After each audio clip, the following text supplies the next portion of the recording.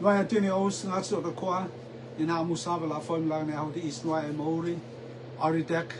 ni ngatso oitul hanis malume ko mus Maori tini au tu the kwa manaya si isa inea poto maierta si os Maori ne leu rongheng on Jesu Christo la Maurit ni ismemaru elolang ni tironti I Maurit ni Christo yo isiai del polanasi isa e bilifi se ia te is amnek ni awad is marison di is la hoam is dekehit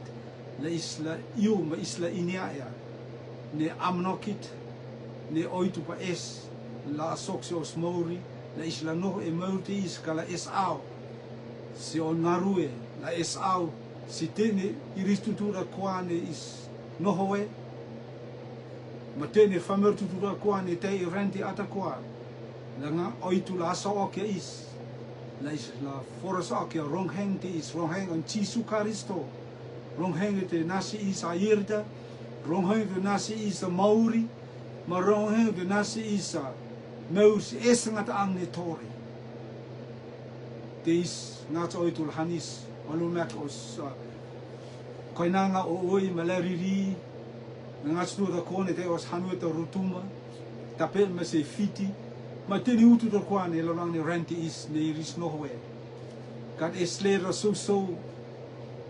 e oitu kat eslera mau ma oroi oitu ina ma se tene iris is tu ada ko ma oitu nasi isa ololumut ni leum on le ta Jesu Christo te is amnek ni resende ma amnek ni otu la fenge loane auti is la hoi putungan is la isla utma kika la els Jesu Christo e airi te is ngats oitu is oek se reko fumo mau ni on hanisi te is la haula retos ro itu ma te is utme mef simua te ngati Jehova mis house o oak se e te ngati nasa o misa auti is avau hina mau hiti is a elen teni ris ni so e atu mis koina o te ngate ni te rutuma fiti mo ututu ni rande o te ngate le ris la na o ris hava la a foim so fein o te ngate ko ena longi ma rande la earth po fein o te ngate kalpora la earth pita ia ne feang on famuri fakigia se mo usut ni susun ma vilsio ma earthsio ma faka se huaset ni vilsio ka feang on oitu fuma kikia se hause is ngata ang ne tore te is feang ne o rongheng on Jesu Christo se do mismori te is kutingate farokif te ni te kutingate la fumo oke airto kutingate se do miswang tutu ya huti isi e asman ole to Jesu Christo ko do misa mo se amen amen amen te is ko se sing amnek ni resen te is Peter ma on va wufut ma te is ko se sing Peter ma on va wufut vaut ne kat is aura se yo vaut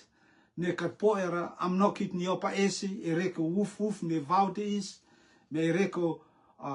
raksa ne vaut is se am nokit ma on pa esi kat pola sok e reko vaut is wuf ma te is eloang ne out is you se am nokit ma salad ne oitu pa es isa e reko oitu raiva ya tini ti atakwa os Maori mos bilifi ma tini sok si isa tit ne kataire tit ne kat nonotso mos Maori a fakika se vaut ni wuf ya vaut ni fa maraksa ya e meur ni renti is sal ni renti is amnek ni renti is Hia ni renti is. Maar daar aan de lang niet renti am nek de sum de la ho am ei. Sit die kei me si da utut. La pola ela inia is out ni oitu pa am ex o Maori. La ela po ela lang niet roni i. De is am nek hekki no wa hele rakko se miti se o se lang ni out is on ta huang on Jesu se ren fe is. Ranit ni wuf maraksaya ere ko meur fakrende meur ni ang raksa on rue huang on Jesu se Peter ma on va wufta Karistota rai chisu rai vea Pita. Vaut ne je poe, ne te ia, je vau hoefut, je vau raksaat, je vau se is out. On folu chisu hoi soangan Pita ma, kiloki si Pita, ni je la posa ma. La re je vau on Pita, la vau leleit. Se ja, se on Maori, ma te ni risa da kwa, ne te ma ja, ma te is on heke, chisu ia se Pita, la ja la kirek, hoe ek on vauta. La ja la tuk hoe ek on vauta. E reko tuk mumuet ni a tuk si on vauta, ja tuk kia e ja, e on sala, ja tuk kia e on amnoki, ja tuk kia e reko on ahei, ra karistota kat pupuara. Ma te is hoisarang ne Maori lang ne tironi ti i, os Maori on ta, isa sokos Maori la mou si isa. Famir mau ia ia ka ina tu Maori ta nguta pursi tu Maori. Tini salama tini tia da kwa ningu pa es la soksu tu Maori ni o tu la tini ngu Maori mau ki kasi ngu. Kat es lera la pola es pursi. On tane konang maurta ta ang Maorit ni Pita. Kelak vahia si isa. E larang ne on ne feang ni puhada la ea si isa. E reko Maorit ang. Ma Maorit is maur e chisu karisto. Ma te is mula hada puhada si aus tu tua da ko. Ma ta mula suyak me meef si ausa. Puhada e tape ma si isa luke veiliam utata. Se utsang hulma ta. Ma hele e avat ne famur ma oe hoisu yang ma ya. Ka foi se feang on oitu, ka ia fu el se farne tonta, kalut e kenasareti on rue, ma ia kel se ia vakruo, ne nana e farne tonta, ka iris, le lea hangota, la aris e vak, ka iris, rukruka orvao, tis hutrueta ia tapema, ma ia kel se vakruo e, tis ko se sing, oi, karistota, chisu kel se vakruo e, ka vakrua e, kat esri da ia, e larang ne vakrua e. Ma te ni ris, ni onor vakti ris la ris, la mama au ris vau, ka rove a vakrua e, vakse esi et. Te is lahat me meef si mua, uitvoel de janta bum, ma ia hut se vakat, se vakrua e, vakat ni mou se saimoni. Ma far ne ia, la udut me meef se ufa, ma kota ia pei e vakta, ma rak ek te se is famur. Se iris famur ma oye, ud hekte janta bum, ma nono ma feang da vahie, ma kota ia yang se saimoni, ututu af se ton lalta, ma tukwa omus vau la po ia, ma te saimoni yang on feinga ma yang, ko ngangats omis ngaru ek pung atakwata, makat pora ta te iset ka o feinga ngou te le tuksio vau. Woord on de yang da be, ma e avat ne iris reta pe ie, ma iris kel, ja ma oi pau, ma iris vau kamat la fa, ma iris elua oris kau ngaruangat e on rue ne vaka, la iris la leum, la hoisuang se irisa, ma kota iris leum, ma iris hoia oris vaka, ma kota iris leum, Matai Peter, Simon Peter, yang e avat ni a keliasin, ma ia hausius, se fu on chisu, ma yang, la to e ngo, ni ngo faang raksaat ko ngats, po if yo aferi hit, ma teni iris atakoa, ma naia, ma on maoi ni yo ni iris po se, ma tape ma chemesa ma chone, le ruan sapeta ni iris sepete ni iris ni kongaruangat on Simoni, ma kota chisu yang se Simoni ei se fia, en a kamat taf e i, on i ei te la po famur, mai ris wa mamasan oris vakrua ma kota iris fuea te atakoa ma taupir se chisu taupir se ya tis iris avat ni iris afoye se te ni chisu karisto ia se irisa e kamata mai tiranti I aus la po fameur aus la taute la po fameur mata iris ho amamasa oris vakrua mata iris fur mataupiria chisu karisto te is kosesin es au ne meur te is ma he oanga ne oitu pa es isa la isla soksin elolang ni tiron ti I ere ko huang on chisu se ren te is ni snohnohe se ren ne fei e te tua da koa orisanga noho oris amnoki oris salanaki te fei atakoa pukada ea se isa e tjone vai vol moed sa maonda puk te is ne tine aus puk une puk te is ne aus tu do da ko ina ma ef ne hanis fo mo ne hanis on oitu si is na on ele se chisu karisto la le man en maka belief se hier kan maur kala po mo se es ngat ang ni tor dis e avat ni oitu rei ma kilhanisi ma tini sok e lorang ni rendi mauron famori fei ya yang raksa ma oitu na on le se chisu kar la leum la iris la belief se ya tjone vai vol de hoed vol meliam de hoed vol maonda kilok se isa ne amnek on oitu se isa ni te atakoa ya nava ya se on leta chisu karisto ma leet man belief se ia ia la po meur se es ngat ang ni tore ka leet man ne kat belief se ia kal po ra meur ne se es ngat ang ni tore ka ia la po kikia fek on oitu na no makikia e ia te is ko se sing oitu pa es la te koia te ni te ne kat monotso kat aire o mouri la taia e noho e koina nang no e antau te ni te atakwai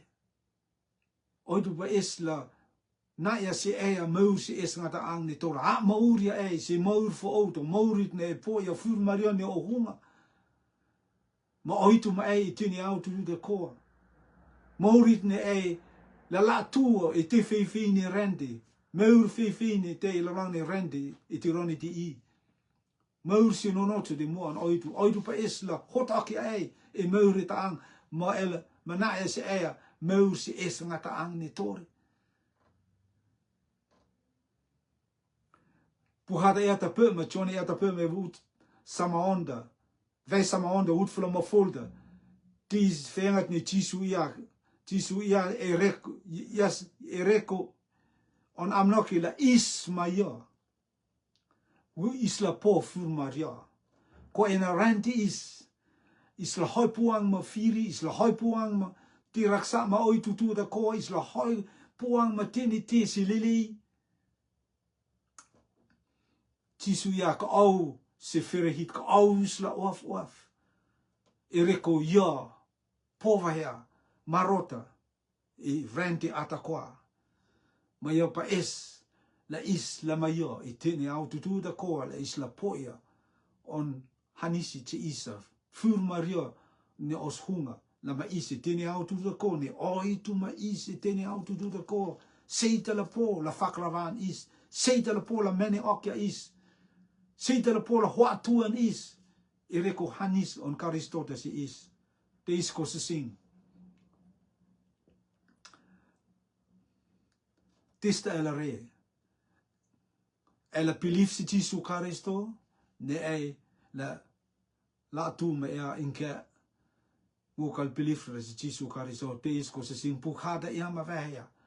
ko ne kat belief si Jesu Christo ekal por meus is ngata ang ne torika fek on oitu no ma tini au tu de ko testa ti pumucho o mauri ela nog ma kikia fek on oitu ela nog ma kikia no ya amnek on oitu ma furmaria on oitu so mauri te is ko se tin koplarea ma pau ko se sin ko enava kal tertere si isa si ai mangu ko se sing iskop la re hai on I la hoa si hele si isa e avat ni ti si lili sokon se osmori ka fepia tirani ti e a foi msingu ko se sing feang on Jesu Karisto mo ia ma veha ni yo kalpora la uf ha longi ma rendi la uf ka feang on Karisto la fu mo makikia si au si es ngatang de tori ko ena feang on oitu ja ta oitu man feanga kat es te tutura feangta ma oitu te esed puhata ia se isa e pukon Paulus se Roma Woedfolda, Roma volse hoed Roma onda. En la posse malahat e o au tafet. Dis puhata ia se isa ni Jesu Karisto yota ano nots okina. Kat is leder pola ano nots os mouru. E lo lang ni tironi ti kat is leder pola ano nots os mouru e lo lang ni rente isi. Mone kalpoara, poto kalpoara. Os noh lele mos noh este mateni te da kwan is ngarue. Os ngarue lele mateni te lele ko se sing. Kakat te o kalpola ano nots oki os mouri. Ngat maki chi tot on Jesu Karisto. Yota totot ne pola amama os angraksa manaya si isa meur on Karisto te si isa. Hallelujah. Meur si es ngata ang ne tore. Te isko se sing. Hallelujah. Ele inya e avat mane ei na ya e avat mane ei pilifio si Jesu Karisto me leum la meur e o mouri e inia ma vai tirenta ang ne e pove a meur si es ngata ang ne tore po e avat ne Karisto ta leum se mouri e inia chenhit e inia ti kehet e on mumo e o mouri ma ti kehet e on I e inia ma ufsia on tutuhita Purata ia ma veha, ne meur ne roata ofien, e avat ne e Karistota, e avat ne pilifsia meur ne roata ofien, kama chichiren la maua ne e, ka meur fo o da leum la nofu mo e o pilifit se Jesu Karisto. Ma o taupirian ne Jesu Karisto, ma on feinga la sokon so o mouri, me kamat la va e air on oitu e kamat la nofu mo e feang an oitu ma oitu e kamat la re on ngarue e kamat la noh en noh hwang het hallelujah ne ver mo on oitu e Jesu Karisto rotu e lani tirandi I ko se sing iskop la chens se air ne feang an oitu la chenia os mouri iskalpora la ke os pepnuchu Karistota ma wafse Jesu Karisto ma os la rotu ilang ni tini auto tua teu telele ko se sing ka teu kal chendra ngat ki kia e os hunga no ka ispilif se Karistota ma Karistota puma no e os hunga ta te het ni tutue e toka la se rende e toka la wafse tini rende e toka la eita famur mumuet e tini fak rende ma salni rende mas e rove tini tia ta kom ma on I e te air on Karistota e kamat la famorit ne pola rakek sal se iris ne no ma pung ma maksul ma kat pola inia e air e la pola es au se oris mur e la pola ho amiris se tafta e reko tafta te ea no kat is famur mafpungit la pola ho famur mafpungit ya tinwa nord e rekotis e kat reis air en pota pen la famurta la reis air e koplo mumo reis airta po ya airta nog e airta ma kota e la pol ho miris ne maksulda se airta ma irista la ina e airta e reko o mouri ko se sing tema o pa isla so ke reko awo de ise kat porala tema o la polare la sok se isa ka teis pukan pola ta pe huekma se Roma vei sanghunda utama hekta, se utama liamta, Jesu pa es, la famori la ina e ya. Ta ona rohen te isko se sing, e avat ne a foi si ngu fei feinga. Ma e poia ma pilifi se Jesu Karisto man feinga, no nots ma irta la e la. Ma foras oka rohen te. E la ma iakia. Se ta famori, ne se ta leet, Ireko air on Jesu Karisto. Ne pukada e mavea. Vei sahunda utsam hektesi, utsam liamda. Kapota pen. Le isla foisi air ki poi kat leet kat leum res isa. La marango ke si isa air. Makat leet kat pora la marango ke si isa air ki poi ka leta nam e oitu. Ma is dis au dis ko se sing. Oitu nave yang ngo la es. Hallelujah. Es au se on ngarue la fefe yang se ea. La hoi putungan o inea. La es sala ir on oitu. Te is ko se sing. Oitu la hanisi o Maori. Oitu la seia salda se ea. La tai e no e ut ne roata ka leum se ea ut fo oda. Hallelujah. La o pilifi la iangi a mosi ea ka o pilifi la mosi Jesu Karisto. Tai e pilifi te ea. Ni ela posa mala re tene te tu da ko e meu te is. Inke ko se sing. Amnek ni risente ma amnek ni otopa hoi fengangat ma long ne au te isi maurit ne Jesu Karisto kat pupuara ma maurit ne Jesu Karisto te on rerenge on tutuhe tate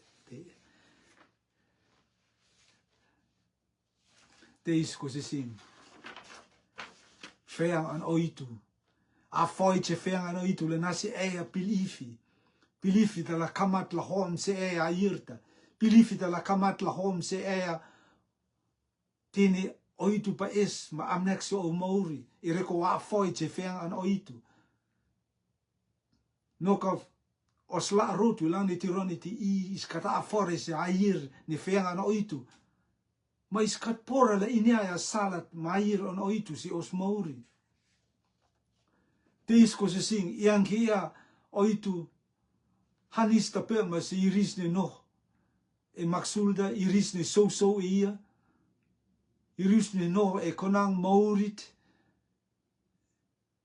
ne maurta uf raksa fa raksa e ang raksa katapema se maur ni iris ne te e pilifi te is maur on fate is Peter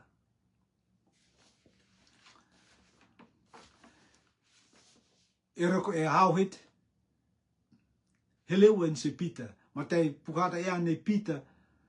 yo man komani angan en ko hangotanda iris hangwat elorang ni pengtang ka iris kat pora tati e peng atakwata iris kat pora tati ereko iris hangota hangang tuang ni iris ngarangarue ma ka Jesu Karisto kat pupora ma Jesu pa hoi suanga ni iris la inia tit ni hoi sarang oris Maori ma te ni nonots la iris la inia ma pukada ya matei Karistota leum Jesu leum si oris ahoi ruai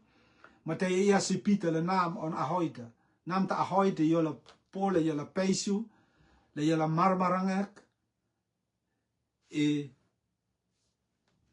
farne tonda si teni ristu tu da koa matei Peter nasi ia ahoida matei pukada ya ta pema Hoe hekte ja, me avat ni a vai on feang da matei ia si Peter kir na o vauta tu ko vauta hoe ek si tonda me ete la po ja teden ne etuksio te is ko se sing on is oude te is ereko tisi ereko haisarang ne meur on Peter ma ia kat iniara ni tis ta sokoe ka Karistota inia ma vea ne Maurit ni o Mauri ni o onrerenge yo Maurit ni Jesu Karisto kat pupuara ma te is sokon si Peter ne yo on amnoki mo na hei le yo la re on ngarue ne re on Mauri e on sala ma on amnoki pukada ia si isa Jesu ia ma vea I chone vei sama hekta mo utonda ia ta pen Jesu ia ena ngota salda pita yangi ia ta salda ia yangi ta salne mauri mati karistota rakoke si ia resonti is ereko puhata karakek isa ni testa tisu marang oke se famori ka ngo inia ni titis resonti is tisu rakokia ni maurti is lomkika e yo belief se yo la eisi belief se famori ne eisi belief se ea ko ki avat mena e belief se ea ekat is aura i mo an oitu ke avat ne belief se Jesu Kristo e kamat la is au se oitu is au se teni ritu da koa ne e on renge e la pola hoiswanga ni ris e la pola kelo ke ris a Kristo da te is tutu hite is yangi a hawata ma yo ni rispo ta amnekeda ni resonti is la isla inia la os bilifi la mose karistota ma ista la poia amnokit ma salat ni karistota pa la isla asoksin e reko rong heng te is la isla po famur fo mamau la leum se meurte leum se karistota ko ena ngaru on oitu iskalpola rea e os sala ma os amnoki amnek ni rotu ma sal ni rotu ma heya ni rotu no inke ko sasin iskalpola re e amnek etang iskopla rea e Jesu Kristo ma on feinga e avat ni isbelief si Jesu Kristo ye looms os mori ma os mori is kamat la po ya mour fo outa asu fo outa ni Jesu Kristo e amaveha ne iskop la asu fo ou te isko sasin rotut ne kat pora la belief se mour fo outa je kat is aura e mo an oitu je kat is aura is ngaru an oitu je kat is aura se amnek an oitu is kop la asu fo ou kat is te tihuakid la po la is la reta te is e reko mour ne rata mourit ne kat pola inia ya oitu mourit ni is mour ke is nia ke oitu ma Kristote os pep nutsu ka yangea os hunga iskalpola air se feang an Kristote iskalpola air se ngaru an oitu isla mak okia airta isla fefenga ka airta ka os foro iskadreera isreke te tu isreke as ngaru an famori isreke hia an famori te isko sasin te is amnet ti po di isi ma chenet ne oitu pa esla asok e lorang ne au di isi si os mauri fauti tala ofian fofo oude tala leum tista isla re makikia ma noh makikia e os vau ne roata vau wufut vau faat e meur ne angraksa ma meur ne rente hia ne rente de isla chene os mauri la pola isla poia vau a iret se ngaruit ne oitu apa ek la isla rea la famur tutu da kola inia ya ni Jesu Kristo yata tafta ka yata salda ka yata meurta yata airta yata tene te ata ko te on renge te is ko singa voya ngaruel rang ne au te is ya vat ne ya ma voya se pita ki tuko o vauta pita ya na o punga ta kwata yo nga iris ngaru ma pau ma foyak pau ka tet kat pola pota i Jesu kat yara ta te hoya ki on fuang pita tai e pa sok ti o to fenga me e te la kil a yeri o to fenga e pa ka a sok ro to fenga me la kil ne tet ni la mosi ma pita yang ba ko ngats e reko o fenga ngola tuk huek o to vauta e reko o fenga tet ne e ma veha singo ma te isko se sing e avat ni ris tuk ris vauta yo fo momo ni ris poe iskan iniara ni tista soke fo momo ni ia yo riri yo titi yo ma oi ni ris kada hai akra i la poe yo konang yo ta i ris poe mo ris vakrua kamat la tuk se lopo o ris vaka e reko hoi ni ia ma ti ni ia ma fo momo ni ia me ris he so ris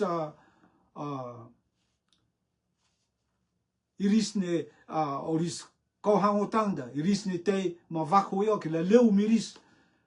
La hoi ris fake reko fomo ni matai ris low mi risa da ko teni ris ko low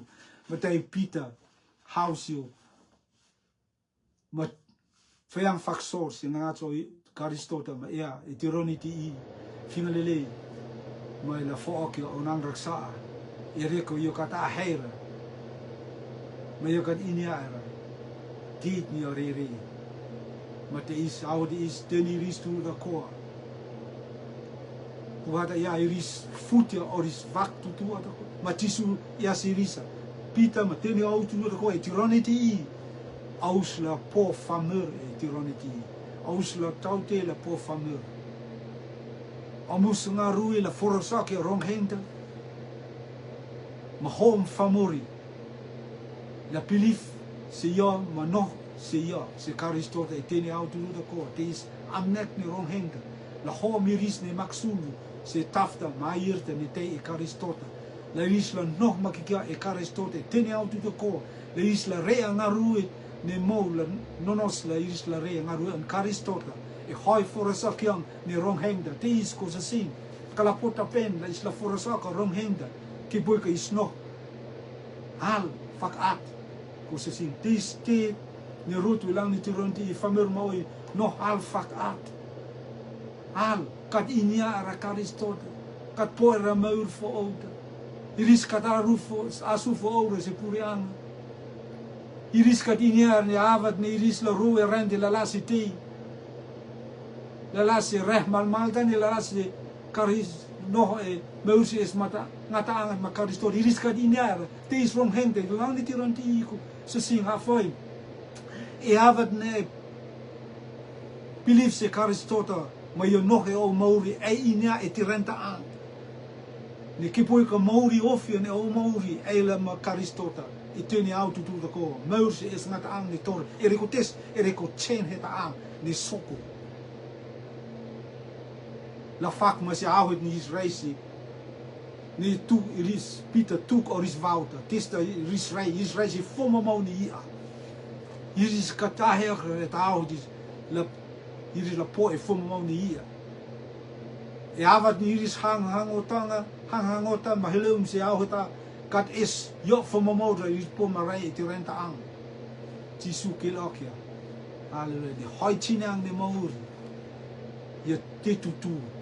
si o maur te is ko se sin avoy long ni ngaru ti is ko se sin tista e a he o maur lo lang ne au ti is Foute is te la afia. Fofo ote te is leum ko se sin. Am nekit, maar hij on karistota la isla. Taya is. E no e mourit me mose famori, mourit me mose eia. Is taya e afoi mana o sava se mourit me is kat inyara. Naruit ne oitu apa ekse os mauri. Ma heya an oitu se os mauri. Is toka se la inyara. Tis ko se singe te lang tironi mourit ne meur e eia.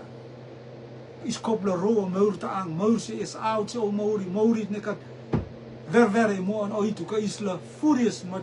laas ma hoa meur te is ne leum e tisu karistola meur e os mourit tang mourit ne ververe mo an oitu. Mourit ne asu fo o se puriang an oitu. Mourit ne karistota ma eia tini au tutu de ko. Ona iris e ea. Ono notso ma ei i tini au tu da ko. La ma ei. Ma ia de la tini o mauri e avat ne e tau pira ia ma pilifsi ia ma onfeinga mauri kamat la chen. Kukul ne maksulda tikoia e o mauri ma e toko ala raisi maksulda e toko ala no e maksulda e toko la es ja ne maksulda ma meur e furia se mauri ne fo ne leu me karistota meur ne taf ne airta puhada yama vese isa e avat ne kukul heta tikoia e ea fur Maria leu se ea meur an karistota leu se os mauri ma is fakikia se mourit ma koroa ni air on oitu no elaloang ni cho heta ta pupu poule yang tapura ne ayer on oitu ma koro ayer on oitu no e la luang ne choda is fake kika si chohit ne chenit dalar kilakia marako ke se isi tene autu le ko se sen ere ko spilifi te Jesu Karisto kan isle ra pilif si Jesu Karisto mala noh makika e meuri ruata inka ko se sen inka Iavan is belief si Jesu Karisto is rove a meur ne ruata is rove a ang ne roa is rove a tit ne karnono sa iri mua no itu mis teu kamat la chicher la ofia o mauri katili nonoto matili li mati aire kamat la leu aririn so os mauri fakman is chene tene auto tu da ko se sing te is ko se sing e kopla rea mahpo e lorane au te isi ela noh makikia e vaud ni wuf raksa e ang raksa vaud ni fa wahia e reko os nohot e maurit ne kat veveri mo an oitu maurit nis noh ru kokon noh se siao e tene autu du ko ne maurit ne islamoria ma poia furmarit ne karistota nasi isa la po la osvau la te is ao se ngarui an oitu ma si te ne famir tutu da koa e reko os pilifi me is foros ake rong henta la ho miris ne maksulu se tafta ho miris ne so la el se oitu e pilifi se karistota te is ko se sin te ne te ata koa e te e ko se sin a vai ngarui la redas ro itu ngati ova o exo hanisi ko te ngate se te ne to miskonanga famel rutuma ko te ngate e rutuma ko te ngate ma tapel mai fiti me ututu ata kwane rende ko te ngate la ho miris la el se e la voice of fainga ma belief se e ko te ngate la mauri ko te ngate ni leu e ko te ngate la sokon so ris mauri ko te ngate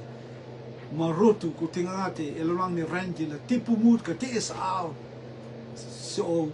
amnoki ko te ngate